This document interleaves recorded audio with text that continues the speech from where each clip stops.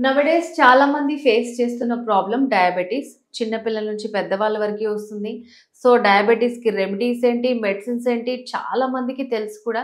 So, కొంతమంది వాళ్ళ సొంత వైద్యం చేసుకుంటూ ఉంటారు. డయాబెటిక్స్ సంబంధించి కొంచెం బ్రీఫ్‌గా తెలుసుకొని, అది నెగ్లెక్ట్ చేయకుండా మనం ఏం చేయాలనే విషయాల గురించి ఇవాళ తెలుసుకుందాం. దాని గురించి ఎక్స్‌ప్లెయిన్ చేయడానికి ఈరోజు మనతో పాటు హోమియో కేర్ ఇంటర్నేషనల్ నుంచి డాక్టర్ అనిల్ కుమార్ గారున్నారు. నమస్తే డాక్టర్. నమస్తే. ఇప్పుడు డయాబెటీస్ గురించి చాలా మందికి అవేర్‌నెస్ వచ్చేసిందండి.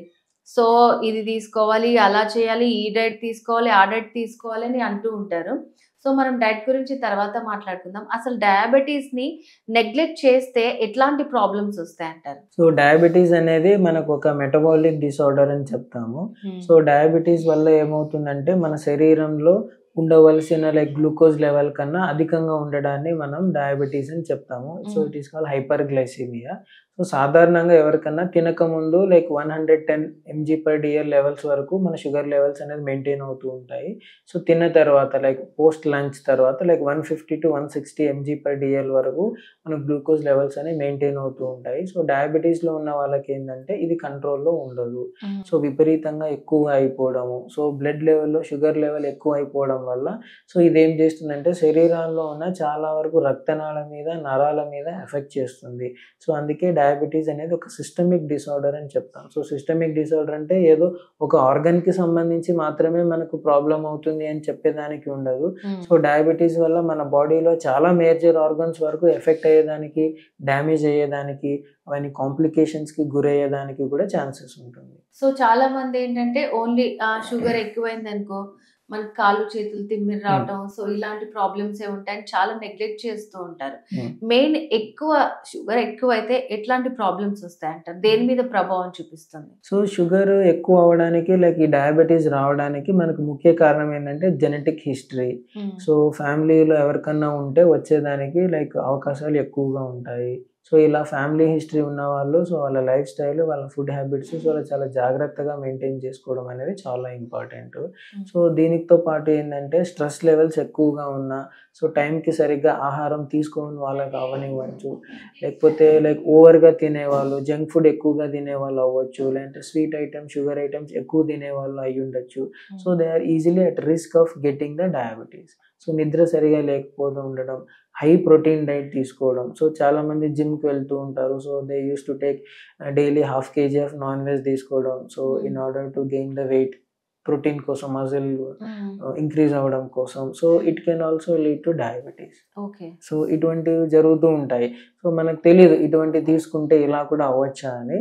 సో, అవన్నీ ఏంటంటే ఇవన్నీ డయాబెటీస్‌కి దారి తీస్తాయి. సో, చాలా మంది ఏంటంటే ఇప్పుడు నార్మల్‌గా ఉంటారు. లావు అయిపోతేనే డయాబెటీస్ వస్తది. లావైనోళ్ళలో ఖచ్చితంగా షుగర్ ఉంటది అని అంటూ ఉంటారు. కానీ కొంతమంది రెగ్యులర్ డైట్ తీసుకున్నా గానీ వాళ్ళు యాక్టివ్‌గా ఉన్నా గూడా వాళ్ళకి షుగర్ ఉందని తెలుస్తూ ఉంటది. సో, ఎందుకు వస్తుందంటారు డాక్టర్ అట్లాంటి ప్రాబ్లమ్స్ అని? సో, కొంతమందికి ఏంటంటే డయాబెటీస్ ఉన్నది డయాగ్నోసిస్ కాదు. సో, నార్మల్‌గా ఏంటంటే మనం ఏం చెప్తామంటే 50 సంవత్సరాలు పైబడిన వాళ్ళు ప్రతి 6 నెలలకు ఒకసారి గానీ, సంవత్సరానికి ఒకసారి గానీ సో వాళ్ళ హెల్త్ బాడీ చెకప్ చేసుకుంటూ ఉంటే సో లోపల ఏమైనా సమస్యలున్నా మనకు బయటకు తెలుస్తాయి. సో, కొంతమంది వేరే ఏదో ప్రాబ్లమ్ మీద ఫీవర్ వచ్చిందనో, లేకపోతే అలర్జీస్ ఉన్నాయనో, నార్మల్‌గా రొటీన్‌గా చేసే బ్లడ్ టెస్ట్‌లో మనకి డయాబెటీస్ ఉందని తెలుస్తూ ఉంటుంది. వేరే ప్రాబ్లమ్ కోసం వెళ్తే వీళ్ళకి షుగర్ ఉందని తెలుస్తుంది. అప్పటిదాకా తెలీదు అసలు. అప్పటిదాకా తెలీదు. సో, అందుకని 50 సంవత్సరాల పైన ఉన్న వాళ్ళు సో రెగ్యులర్‌గా చెక్ చేసుకోవడం అనేది చాలా ఇంపార్టెంట్. సో, ఈ డయాబెటీస్‌లో ఏంటంటే 2 టైప్స్ ఉంటాయి. సో, టైప్ 1 డయాబెటీస్ వచ్చేసి insulin dependent diabetes mellitus. So, insulin లోపం వల్ల సో మన బాడీలో తీవ్రంగా ఇన్సులిన్ అనేది తగ్గిపోవడం వల్ల మనకు డయాబెటీస్ వస్తుంది. సో, వీళ్ళకి టాబ్లెట్స్ వాడినంత మాత్రాన ఎటువంటి ఇంప్రూవ్మెంట్ ఉండదు. సో, వీళ్ళకి ఇన్సులిన్ హార్మోన్ అనేది ఇంజెక్ట్ చేసుకోవాల్సి వస్తుంది. ఈ టైప్ 1 డయాబెటీస్ అనేది it can occur at any age. Even 5 సంవత్సరాల నుంచి 6 సంవత్సరాల పిల్లలు అవ్వచ్చు, అంటే టీనేజ్లో ఉన్న వాళ్ళు కూడా so they can get affected by type 1 diabetes. So, type 2 diabetes అనేది యూజువల్గా మనకు మిడిల్ ఏజ్ అంటే ఒక 30-35 తర్వాత ఒక 50-55 ఏజ్ ఉన్న వాళ్ళలో మనం సాధారణంగా కనిపించేది టైప్ 2 డయాబెటీస్ అని చెప్తాం. ఇది వచ్చేసి non insulin dependent diabetes mellitus. So, sugar ఎక్కువైతే అదేమన్నా ఫ్యూచర్లో హార్ట్ అటాక్ వచ్చే ప్రాబ్లమ్స్ ఉంటాయంటారా? అటువంటి సమస్యలని కాదు కానీ మనం ఇంతకుముందు అనుకున్నట్టు సో డయాబెటీస్ వల్ల చాలా కాంప్లికేషన్స్ ఉంటాయి. సో ఈ మధ్య లైక్ 60 to 65 ఏజ్ పైబడిన వాళ్ళకి ప్లస్ షుగర్ లెవెల్ సరిగా కంట్రోల్ లేని వాళ్ళకి సో మన కంటిలో ఉండే రెటీనా పొర అంటాం అది దెబ్బతినడం వల్ల so they are getting blind and some people they are getting vision loss అవుతున్నాయి, సరిగా కనపడకుండా ఉండడం. సో వాళ్ళు ఏమనుకుంటూ ఉంటారంటే మేబీ ఏమన్నా లైక్ ఐ సైట్ పెరిగిందేమో అని అనుకుంటూ ఉంటారు, కానీ so some times it may be like బ్యాక్గ్రౌండ్లో మనకు డయాబెటీస్ ఉందని like we need to diagnose, అది ఒక్కొక్కసారి మిస్డయాగ్నోస్ అయిపోతూ ఉంటుంది. సో కొంతమందికి ఏంటంటే హార్ట్ రిలేటెడ్ ప్రాబ్లమ్స్ కూడా రావచ్చు. సో డయాబెటిక్ కార్డియోమయోపతి అని చెప్తాము. సో చాలా మందికి ఏంటంటే కిడ్నీ రిలేటెడ్ ప్రాబ్లమ్స్ కూడా ఎక్కువగా వస్తాయి. సో పెద్దవాళ్ళలో అంటే మీరు చెప్పిన లక్షణాలన్నింటిని బట్టి గుర్తిస్తారు. సో చాలా మటుకు 10 years లోపు వాళ్ళకి కూడా వచ్చాయి, ఇలా చిన్నపిల్లలకు కూడా వచ్చాయి ఇలాంటి షుగర్ ప్రాబ్లమ్స్ అని. మరి వాళ్ళలో మనం ఎలా డయాగ్నోస్ చేయాలంటారు? ఎలాంటి సిమ్టమ్స్ ఉంటాయి? సో వాళ్ళలో ఏంటంటే మనకి లైక్ కొన్ని లక్షణాలు, మనకు డయాబెటీస్లో ఉన్న ముఖ్యమైన లక్షణాలు లైక్ పాలియూరియా, పాలిఫేజియా, పాలిడిప్సియా అని చెప్తాం. అంటే విపరీతమైన ఆకలి, చిన్నపిల్లలు విపరీతమైన దాహం, ఎక్కువగా వాటర్ తాగడం, ఎక్కువగా త్వరగా అలసిపోవడం, త్వరగా నీరసించిపోవడం, సో పదే పదే యూరిన్కి యూరిన్ పాస్ చేస్తుండడం, increased frequency of urination.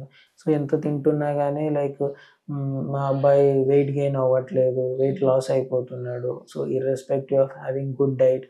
So ఇటువంటి ఉన్నప్పుడు మనం ఒకసారి చెక్ చేయించుకోవడంలో ఎటువంటి మిస్టేక్ లేదు. ఒకసారి డాక్టర్ దగ్గరికి వెళ్ళినా లేదంటే ఏదైనా బ్లడ్ డయాగ్నోస్టిక్ టెస్ట్ చేయించినా కానీ మనకి ఏమైనా డయాబెటీస్ ఏమైనా ఉందా అనేది మనం తెలుసుకోవచ్చు. సో మరి హోమియోకేర్ ఇంటర్నేషనల్లో మనకి డయాబెటీస్కి సంబంధించి ఎటువంటి చికిత్సా విధానం ఉంటుందంటారు? సో హోమియోపతిలో డయాబెటీస్కి మనం మెడిసిన్తో పాటు లైఫ్ స్టైల్ కరెక్షన్ చేసుకోవడం అనేది చాలా important. Like discipline life style, discipline food habits అనేది చాలా ఇంపార్టెంట్. సో కొంతమందికి ఎలా అంటే క్రేవింగ్స్ ఎక్కువగా ఉంటాయి. సో స్వీట్స్ అంటే ఎక్కువ ఇష్టము, జంక్ ఫుడ్ ఎక్కువగా ఇష్టపడుతూ ఉంటారు, సో షుగర్ ఐటమ్స్ ఎక్కువగా తీసుకుంటూ ఉంటారు, బేకరీ ఐటమ్స్ తరచుగా తింటూ ఉంటారు. సో ఇటువంటివి చాలా వరకు తగ్గించుకొని సో అయినంత వరకు హోమ్ మేడ్ ఫుడ్ ప్రిఫర్ చేసుకుంటూ so at least 40 to 50 minutes of walking are exercise, like any kind of exercise అనేది యాడ్ చేసుకుంటూ మెడిసిన్స్ వాడుకోగలిగితే సో వాళ్ళ ఇమ్యూనిటీని పెరిగేదానికి మన హోమియోపతిక్ మెడిసిన్స్ అనేది హెల్ప్ చేస్తుంది. సో ఈ డయాబెటీస్ ఏదైతే ఉందో వాళ్ళ ఆర్గన్స్ మీద, ఐ మీద అవనివ్వండి, కిడ్నీస్ మీద అవనివ్వండి, నర్వ్స్ మీద అవనివ్వండి, సో అది ఎఫెక్ట్ అవ్వకుండా మన మెడిసిన్స్ అనేది దానికి ప్రొటెక్షన్ చేస్తుంది. సో డయాబెటీస్ కూడా కంట్రోల్లో ఉండేదానికి, మెయింటైన్ చేసుకునే దానికి కూడా హోమియోపతి అనేది చాలా వరకు హెల్ప్ చేస్తుంది. ఓకే డాక్టర్ గారు, అసలు డయాబెటీస్ ఎన్ని టైప్స్ ఉంటుంది, పిల్లల్లో వస్తే ఎలా గుర్తించాలి, పెద్దవాళ్ళలో ఎలా గుర్తించాలి, దాని చికిత్సా విధానం ఎలా ఉంటుందని చాలా క్లియర్గా ఎక్స్ప్లెయిన్ చేశారు. Thank you so much. నమస్తే.